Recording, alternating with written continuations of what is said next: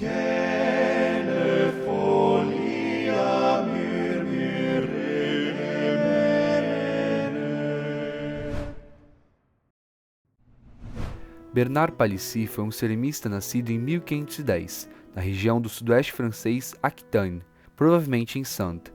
Sua família não possuía tantas condições, e sua educação envolveu primariamente a geometria e o estudo de terras, o que o favoreceu nas ciências naturais quando foi chamado pela coroa para analisar os pântanos salgados da província de Saintonge, onde morou na maior parte de sua vida. Foi discipulado como pintor de vidro, e ao completar sua formação, passou um ano como assalariado adquirindo conhecimentos em Guyenne, Loire e outras províncias, futuramente indo aos Países Baixos e províncias de Rhin, na Alemanha. Sabe-se que ao retornar de sua viagem, casou-se e teve filhos, embora os detalhes de seus primeiros anos como marido sejam obscuros, exceto pelo fato de que exercia seus conhecimentos como artesão para sobreviver. Exerceu sua profissão na pequena aldeia vizinha de La Chapelle-des-Pous, usando vários elementos para seus artefatos, como estanho, chumbo, cobre, pérola, dentre outros. Em 1540, deparou-se com uma xícara esmaltada que o impressionou, e buscou descobrir a origem daquela peça de cerâmica de branco fino que possivelmente veio de Faenza, Urbino, Saint-Porcher ou até mesmo da China. Ele poderia conhecer aquele modelo pelas suas viagens na Europa ou por sua experiência de cerâmica ao longo dos anos. Por penosos 16 anos, ele buscou reproduzir a estranha xícara que havia encontrado, passando por períodos de pobreza onde chegou a queimar móveis para acender o forno usado para preparar seus artefatos, porém sem muito sucesso, uma situação muito difícil que atrapalhou seu relacionamento familiar. Nessa incessante busca, acabou, contudo, por desenvolver um novo estilo de cerâmica rústica, conhecido em seu país como figuline rustique, uma cerâmica coberta com esmaltes de chumbo coloridos.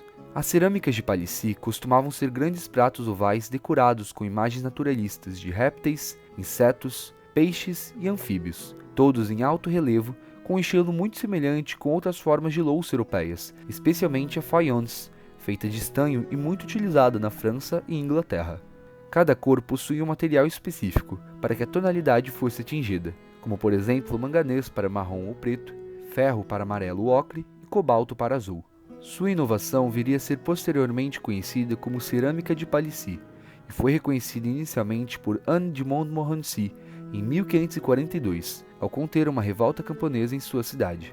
O duque o contratou para decorar o Château de Coin, onde seguia um estilo semelhante de italianos como Vasari, pronunciando o estilo barroco. Palissy converteu-se à fé protestante em 1546, seguindo seu trabalho entre a corte católica por muitos anos, apesar da diferença religiosa. Porém, o início das guerras religiosas em 1562 fez com que suas propriedades fossem confiscadas em decorrência de sua fé. Receberia a anistia graças ao seu patrono católico de Montmorency, e em 1563 pôde estabelecer seus trabalhos em Paris, sendo nomeado 2 anos depois como inventor das figuras rústicas do rei. Ali trabalhou no Palácio de Tuileries e fez outras louças e placas com temas bíblicos e mitológicos.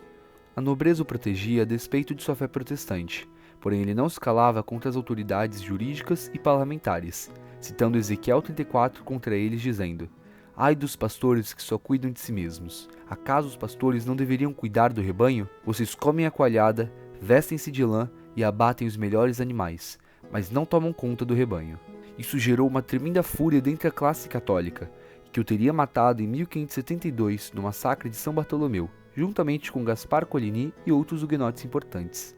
O ocorrido, que se passou entre 23 e 24 de agosto de 1582, foi arquitetado pela corte francesa contra os huguenotes, buscando exterminá-los de uma vez do país, resultando num saldo trágico de 30.000 mortos.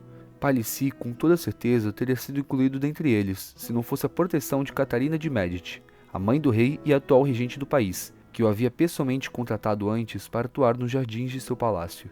Refugiou-se então com o príncipe de Sedan, Robert de Lamarck, e nesse tempo Palissy foi promissor nas ciências naturais, na química e na mineralogia, sendo o primeiro europeu a propor a teoria correta da fossilização. Resgatou antigos projetos hidráulicos gregos, formulando possibilidade de prover água para as cidades, porém os quais nunca foram executados. Retornou a Paris em 1575, onde publicou o famoso Discours admirable, mostrando um grande conhecedor de várias áreas e um bom professor.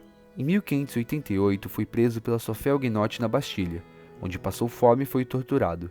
o rei Henrique III ofereceu-lhe liberdade caso se convertesse ao catolicismo, o que prontamente recusou, mantendo-se firme em sua convicção protestante. Sua história de vida foi relatada por seu amigo cronista Pierre de l'Estoile, trazendo detalhes sobre sua morte. Assim ele diz: no mesmo ano de 1590, o mestre Bernard Palissy morreu nas masmorras da Bastilha, um prisioneiro por sua religião, com 80 anos, morto pela miséria, carência e tratamento precário. Com ele, outras 3 mulheres foram detidas como prisioneiras por sua religião, estranguladas pela fome ou vermes. A boa mulher que me trouxe as notícias voltou da Bastilha, onde ela perguntou sobre a condição de Palissy. Ali ela descobriu que Palissy morreu, e foi dito que se ela quisesse vê-lo, poderia encontrá-lo nas muralhas com os cães, onde ele mesmo foi colocado, visto que era um cão. Vários seguidores póstumos adotaram seu estilo e produziram uma série de obras parecidas, as quais ressurgiram após o século XIX graças aos trabalhos de Jean-Charles Levissoux e Georges Poul, quando suas obras foram encontradas novamente, e a cerâmica de Palissy se espalhou até mesmo ao Brasil.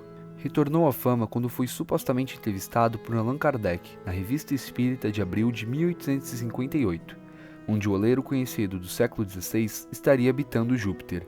A partir de então, ele concede uma série de informações sobre o mundo elevado, onde os corpos seriam translúcidos, a matéria mais etérea, os humanos viveriam 500 anos em média e teriam os animais por seus escravos, e deixa claro que sua missão seria encorajar os espíritos de mundos inferiores.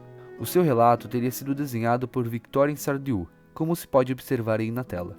Essas histórias, entretanto, são invenções criadas e divulgadas pelos espíritas, mas nenhuma delas tem associação com o verdadeiro Palissy, o protestante habilidoso e mártir da fé como muitos de seus companheiros.